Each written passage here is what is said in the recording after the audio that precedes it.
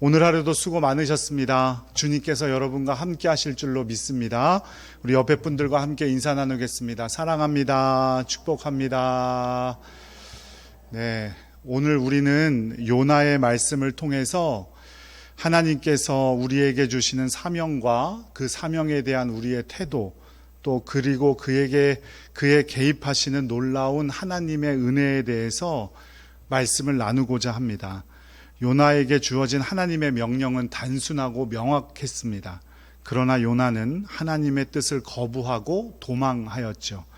우리는 요나의 모습을 통해서 나는 하나님의 부르심에 어떻게 응답하고 있는가 분명히 점검해 보아야 합니다.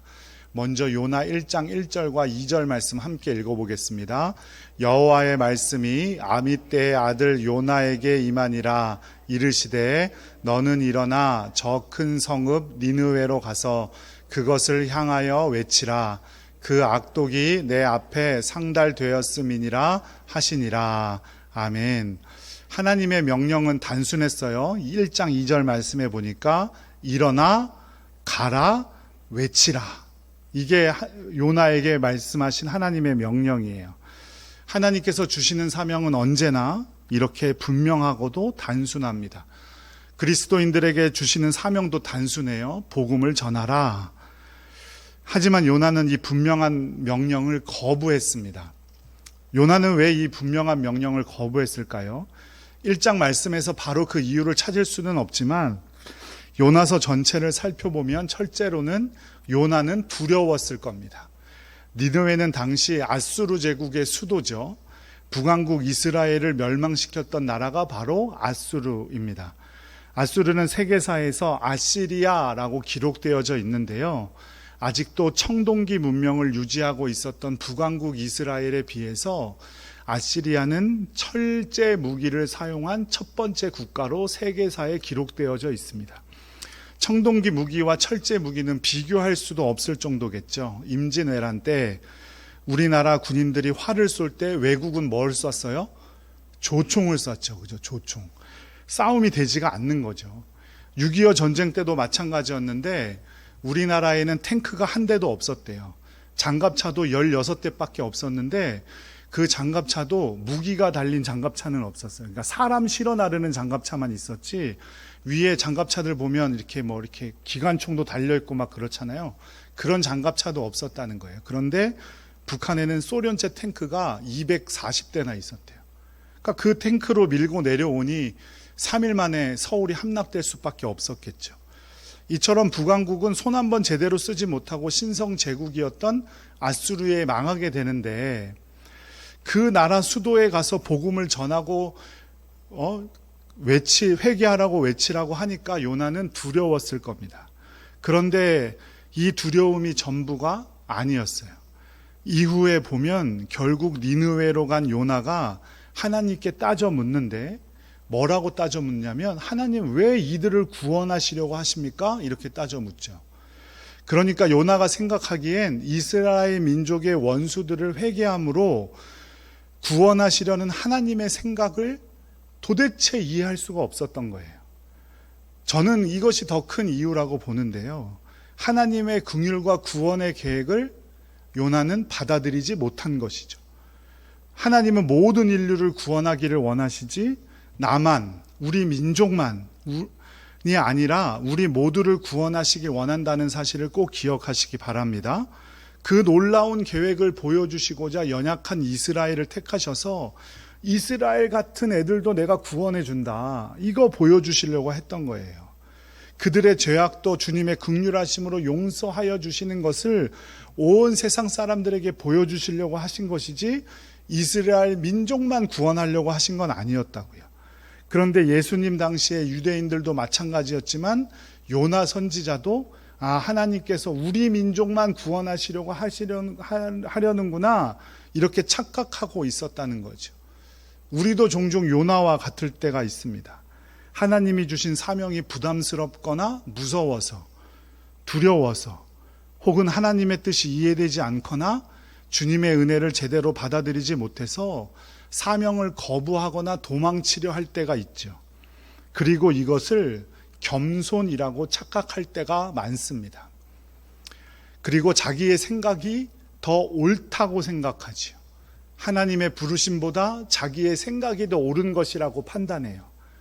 하지만 이것은 죄송하지만 패망의 선봉인 교만입니다. 하나님께서 능력 주셔서 자기가 감당하게 되는 것을 인정하지 않고 자기의 능력으로 무언가를 하려고 하기 때문이에요. 그게 교만인 거죠. 그리고 하나님의 생각보다 자신의 생각이 맞다고 여겨요. 그거 겸손 아닙니다. 교만이죠. 그래서 하나님께서는 요나에게 이렇게 말씀하세요. 요나의 가장 마지막 장절인데요. 4장 10절 11절 함께 읽겠습니다. 여호와께서 이르시되 내가 수고도 아니하였고 재배도 아니하였고 하룻밤에 났다가 하룻밤에 말라버린 이 방덩쿨을 아꼈거든. 하물며 이 큰 성읍 니느웨에는 좌우를 분변하지 못하는 자가 12만여 명이요 가축도 많이 있나니 내가 어찌 아끼지 아니하겠느냐 하시니라. 니느웨 인구가 몇 명이었대요? 12만 명이었대요. 그러니까 지금으로 따져도 12만 명이면 시에 해당하는 크기예요. 엄청 큰 도시였던 거죠, 니느웨가. 요나가 겨우겨우 니느웨에 도착해서 회개의 말씀을 선포하는데 그 마음속에는 어떤 말이 있었냐면 하나님께 돌아와 회개하라 외쳤지만 니느웨 사람들은 돌아오지 않을 거고 망할 것이라고 생각을 했어요. 그런데 이 니느웨 사람들이 요나가 선포하는 말씀을 듣고 어떻게 했어요? 회개를 했어요.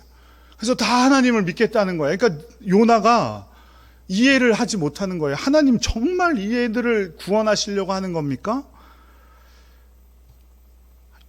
아직도 하나님 마음이 바뀌지 않으셨어요? 이렇게 따져 묻는 거죠. 그랬더니 하나님께서 요나에게 이렇게 말씀하세요. 그래, 난 이들에게 재앙을 내리지 않을 거다. 요나가 매우 싫어하고 성을 내며 하나님께 따졌다라고 요나 4장 1절 말씀에 기록하고 있어요. 그리고는 뭐라고 하냐면 자신을 죽여달라고 말합니다. 그리고는 하나님께서 어떻게 하시나 지켜보죠. 그랬더니 하나님께서 박넝쿨을 하루아침에 크게 요나 앞에 만들어 주셔가지고 그늘이 지게 하신 거예요. 그의 괴로움을 면하게 하려고 하신 거죠. 그제서야 요나는 기뻐해요. 이것 봐, 하나님께서 내 말을 들어주시려고 하나 보다. 그런데 그 다음날 새벽에 일어나서 보니까 그 밤새 벌레가 다 갉아먹어가지고 박넝쿨을 다 갉아먹어가지고 박넝쿨이 없어진 거예요. 그러니까 요나가 뜨거운 해를 그대로 다 받게 되자 요나가 혼미해져서 또 죽기를 하나님께 구합니다. 이런 요나에게 하신 말씀이 바로 우리가 읽은 4장 10절과 11절이에요. 그렇게 요나서는 그러고 끝나버립니다. 하나님께서는 모든 인류를 구원하시기를 원하신다는 것이고 그것을 위해 니느웨로 너를 보낸 것이다 라고 말씀하신 것이고 니느웨에 사는 사람들 뿐만 아니라 가축도 다 구할 거다 이렇게 말씀하신 거죠. 하나님은 저와 여러분을 하나님의 귀한 사역에 함께하기를 원하고 계세요. 그리고 모든 인류를 구원하시기를 원하시죠. 그리고 그 사명을 위해서 우리에게 능력도 주십니다. 박넝쿨을 하루아침에 허락하시기도 하시고 그것을 다 거두어 가기도 하시고 그런 하나님께서 우리에게 능력 주시고 그 사명을 감당케 하시려는 거예요. 그러니 우리는 하나님의 부르심에 순종하는 것만이 우리의 몫입니다. 그것이 어떻게 이루어질지는 어떤 능력으로 그것을 가능하게 할지는 내 뜻이 맞는지 틀린지를 분간하는 것은 내 몫이 아니에요. 우리 안에 있는 두려움도 이해하지 못할 상황도 맡기면 그뿐입니다. 하나님께 맡기며 하나님의 부르심에 순종하는 여러분들 되시기를 간절히 축복합니다. 그러나 요나는 이렇게 하나님의 뜻을 거부하고 니느웨의 반대 방향인 다시스로 가는 배에 타게 됩니다. 니느웨가 요나가 있었던 욥바라는 도시에서 동쪽으로 있는 도시였다면 다시스는 서쪽 끝에 있는 도시예요. 다시스는 지금 어디를 말하는 거냐면 스페인을 말하는 거예요. 완전 정반대 방향인데 요나는 아마도 그 정도면 하나님께서도 쫓아오지 못하실 것이라고 생각하고 있었을 것 같아요. 그러나 하나님께서는 그 도망을 그냥 내버려 두시지 않았어요. 요나는 배에 올라 이 정도면 하나님도 어쩔 수 없을 것이라고 착각했을 수도 있죠. 그러나 다시스로 가던 배는 폭풍우를 만나게 됩니다. 그 폭풍우 가운데에서도 요나는 깊이 잠들어 있었어요. 영적으로 무감각했다는 것이죠. 아마 안심했을 거예요. 아, 내가 이 정도로 도망가는데 하나님께서 어떻게 하시겠어? 그런데 예수님도 제자들과 함께 있던 자리에서 강한 바람과 파도 속에서도 그 뱃속에서 잠들어 계셨죠. 이것은 바람과 파도의 주인 되심을 보여주는 것이라면 요나는 이제 나는 하나님의 부르심에서 완전히 도망쳤구나, 이런 영적 무감각을 보여주는 겁니다. 하나님의 음성도 재앙의 징조도 깨닫지 못했던 것이죠. 하지만 하나님께서는 부르심에 불순종하였던 요나를 깨우기 위해 큰 폭풍을 일으키셨고, 요나는 결국 선원들 앞에서 자신의 불순종을 고백하게 되었고 자신을 바다에 던지면 될 것이라고 말해줍니다. 요나는 고난 속에서 하나님의 뜻을 깨닫게 되었고 하나님의 징계 속에서 숨겨진 놀라운 은혜를 보게 되는데, 그게 무엇이었을까요? 그 놀라운 은혜, 바로 큰 물고기입니다. 하나님께서는 큰 물고기를 준비하셔서 요나를 삼키게 하셨고, 요나는 죽을 수밖에 없는 상황이었지만 그 가운데서 하나님의 은혜, 구원의 손길을 경험하게 돼요. 고난과 징계 속에서도 하나님은 극적인 구원과 회복의 길을 준비하고 계셨던 것이죠. 물론 사람이 들어가서 살 수 있는 물고기가 있을까? 혹은 그런 물고기가 있다 해도 물고기 뱃속에서 어떻게 사람이 살 수 있나? 이런 궁금증이 생길 수도 있지요. 그런데 그것이 중요한 것이 아니라, 요나는 죽을 수밖에 없었는데 하나님의 은혜로 요나를 살려주셨구나, 이것이 중요한 거예요. 하나님께서 능력을 주시고 기적을 베푸시면 그 어떤 것도 불가능한 것이 없음을 믿는 여러분들이 되시기를 간절히 축복합니다. 하나님은 우리에게 언제나 구원의 길을 열어주시고 은총과 회복을 베푸시는 분이에요. 예수님께서 마지막으로 남기신 말씀이 마태복음 28장 20절이라고 하죠. 함께 읽어볼까요? 내가 너희에게 분부한 모든 것을 가르쳐 지키게 하라. 볼지어다 내가 세상 끝날까지 너희와 항상 함께 있으리라 하시니라. 아멘. 많은 사람들, 특별히 목사님들은 예수님께서 하신 마지막 유언에 관심을 많이 둬요. 마지막 유언으로 하나님께서 맡기신 사명입니다. 그러니 우리가 나가서 전도해야 됩니다. 틀린 말씀은 아니에요. 너희는 가서 모든 민족을 제자로 삼아 아버지와 아들과 성령의 이름으로 세례를 베풀고 내가 너희에게 분부한 모든 것을 가르쳐 지키게 하라. 중요한 말씀이에요. 그런데 그 다음에 뭐라고 하십니까? 볼지어다라는 헬라어 단어는 주의하라, 확실히 알아라, 깊이 마음에 새겨라, 이 말이에요.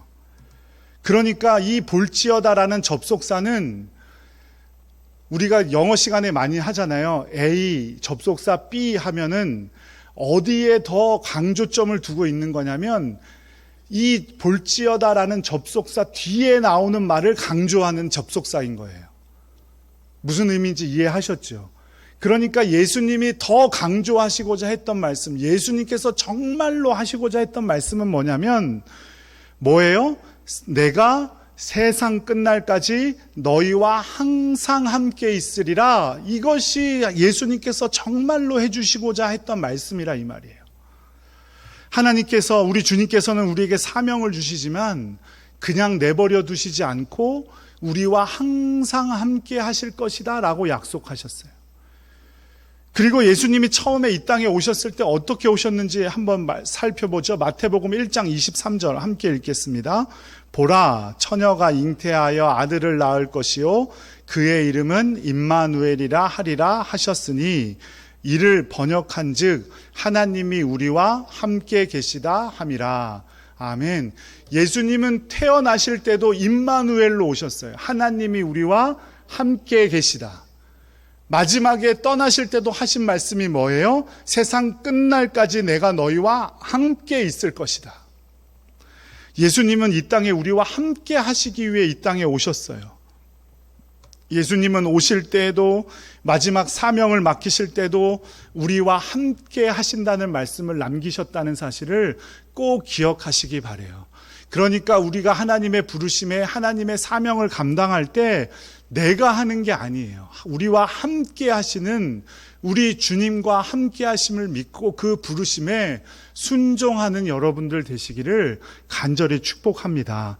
그때 주님께서 놀라운 은혜도 베푸시고 기적도 베푸시고 우리에게 그 사명을 감당할 만한 그 능력과 지혜도 베풀어 주실 줄로 믿습니다.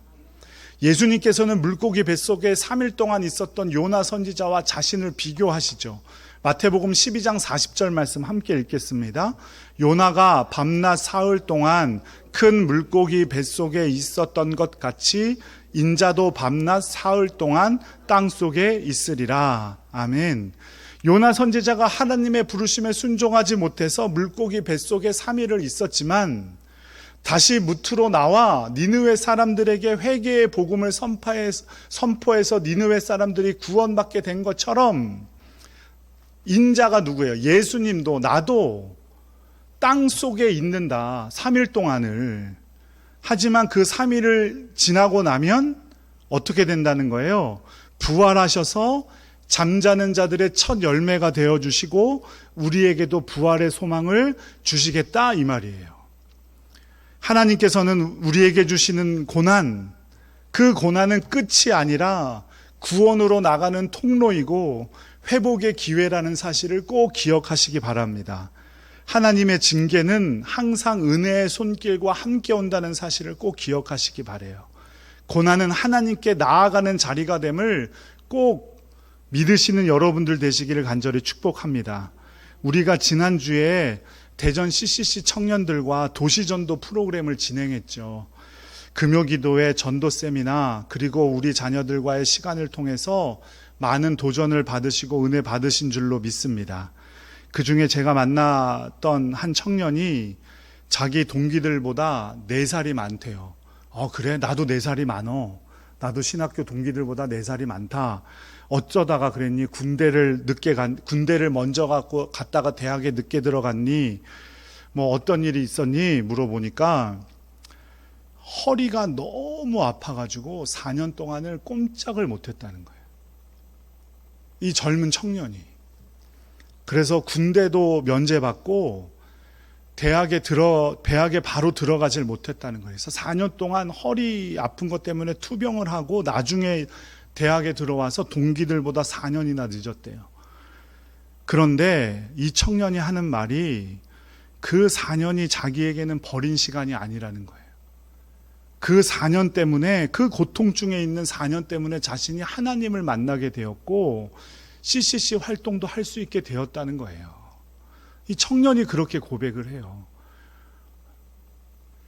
우리 하나님께서는 요셉을 감옥 가운데서도 구해주셨고 사도 바울과 실라도 감옥 속에서 건져주셨고 다윗 왕이 사울에게 쫓길 때도 아들 압살롬의 반역 때문에 도망 다닐 때도 하나님께서 은혜를 베풀어 주셔서 그들을 건져주신 줄 믿으시기 바랍니다.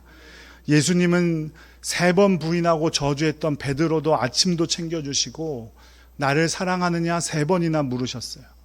자신이 부인하고 저주한 분이 다시 자신을 찾아오셔가지고 나를 사랑하느냐고 3번이나 물으시는데 감동받지 않을 사람이 어디 있겠습니까?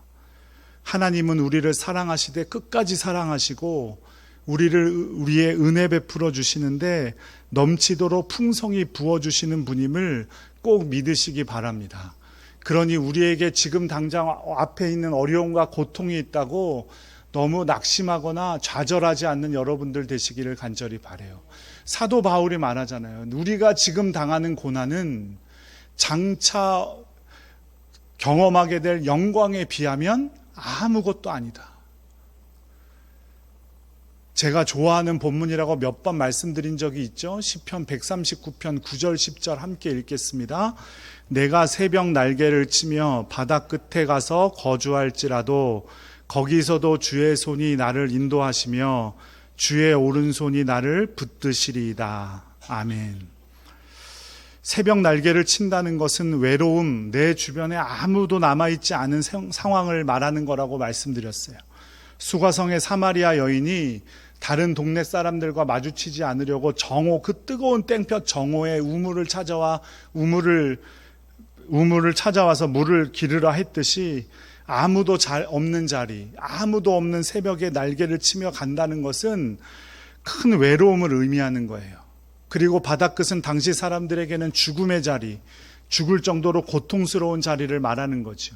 까딱 잘못하면 끝없는 낭떠러지로 떨어져 버리고 마는 그 바다끝, 그곳에서 내가 살아갈지라도 거주할지라도 하나님은 권능의 손인 오른손으로 우리를 붙들어 주신다는 거예요. 놀라운 은혜를 베풀어 주신다는 거지요. 주님께서 우리에게 그렇게 은혜 베풀어 주시고 계신 줄로 믿으시기 바랍니다. 지금 당장 내가 겪는 고난과 어려움 앞에서 하나님은 무엇을 하시는 건가, 하나님이 계시기는 계신 건가 의심할 때 있지만, 우리가 상상할 수도 없는 큰 일로 우리를 도우시기 위해서, 우리에게 은혜 베풀어 주시기 위해서 지금 준비하고 계신 중임을 꼭 기억하시기 바랍니다. 풍성하다라는 것은 잔을 가득 채운다는 의미가 아니에요. 풍성하다는 것은 잔이 넘치는데도 계속해서 부어주신다는 의미예요. 넘치도록 부어주신다는 거예요. 그러니까 내가 귀하든 천하든 못났든 잘났든 그런 것이 문제가 아니에요. 하나님께서는 우리에게 은혜를 풍성히 부어주시는데 내 잔의 크기가 문제가 아니라는 거예요. 계속해서 넘치도록 은혜 베풀어 주시는 분이 우리 주님이신 줄로 믿으시기 바랍니다. 우리가 하나님의 뜻을 피하려고 할지라도, 내 마음대로 이 땅을 살아가려고 할 때라도 하나님께서는 폭풍을 통해서라도, 큰 물고기 뱃속에 있게 하셔서라도 우리를 다시 부르신다는 사실을 꼭 기억하시기 바랍니다. 그래서 때로는 고난이 우리를 하나님께로 돌이키는 은혜의 다른 길이 될 때가 있는 거예요. 하나님은 우리를 포기하지 않으시고 끝까지 돌이키게 하시고 우리가 구원을 누릴 수 있도록 은혜 베풀어 주시는 분임을 꼭 믿으시기 바랍니다. 그러므로 우리는 하나님이 부르시는 자리에 나아가는 것만이 우리의 몫이에요. 그렇게 끝까지 주님께 순종함으로 그 길을 걸어갈 때 하나님께서 감당할 만한 능력도 주시고 우리의 잔을 넘치도록 풍성히 부어주시고 기적도 보게 하실 줄로 믿습니다. 사랑하는 여러분, 요나 선지자의 이야기는 단순한 옛날 이야기, 동화와 같은 이야기가 아니에요. 그저 큰 물고기 뱃속에 들어갔다 나오는 이야기가 너무 유명하니까 거기에만 집중을 하지만 이 요나 짧은 4장에 걸친 이 이야기는 우리에게 놀라운 은혜를 베풀어 주시고 구원하기를 원하시는 하나님을 보여주는 귀하고도 귀한 이야기입니다. 그 놀라운 은혜로 우리에게 사명을 주십니다. 제가 새가족 교육 때 말씀드리는 게 있는데, 여러분들은 여러분이 사랑하고 믿음직할 만한 사람에게 여러분의 일을 맡기시겠어요? 아니면 사랑하지도 않고 믿음직스럽지 않은 사람에게 여러분의 일을 맡기겠어요? 전자예요, 후자예요? 1번이죠, 전자. 사랑하고 믿을 만한 사람에게 내 일을 맡겨요. 하나님도 마찬가지예요. 여러분을 너무 사랑하시기 때문에 하나님의 일을 맡기시라는 거예요. 그러니 우리는 그것에 어떻게 해야 됩니까? 순종해야 돼요. 감사함으로 순종해야 돼요. 그럴 때 주님께서 내가 감당할 수 있도록 능력도 주시고 은혜도 베풀어 주신다는 사실을 꼭 기억하시기 바라요. 하나님께서 우리를 부르시는 건 너무너무 사랑하셔서 부르시는 거예요. 가정에서, 교회에서 우리를 부르시는 하나님의 부르심에 저와 여러분은 어떻게 반응하고 있습니까? 혹시나 나 자신만 바라보면서 못한다고 도망치거나 주저앉아 있지는 않습니까? 하나님께서는 때로는 폭풍으로, 고난으로 우리를 인도하셔서 그 사명을 감당할 수 있게도 하시고, 또 놀라운 은혜로 우리를 보호하여 주시기도 하시고 풍성한 은혜를 부어주시는 줄로 믿으시기 바랍니다. 요나의 이야기는 바로 우리의 이야기예요. 하나님은 지금도 우리에게 말씀하셔요. 일어나 가라 외치라. 우리를 부르시는 하나님께서 어디로 부르시든지 간에, 어떠한 사명을 맡기시든지 간에 도망치지 말고 순종의 길로 걸어가는 여러분들 되시기를 간절히 축복합니다. 그 길이 힘들고 어려울지언정 우리는 그 속에서 하나님의 구원의 손길을 반드시 경험하게 될 줄로 믿습니다. 그 하나님의 뜻 앞에서 순종하며 주님의 놀라운 은혜와 은총을 누리며 살아가는 주님의 백성들이 되시기를 간절히 축복합니다.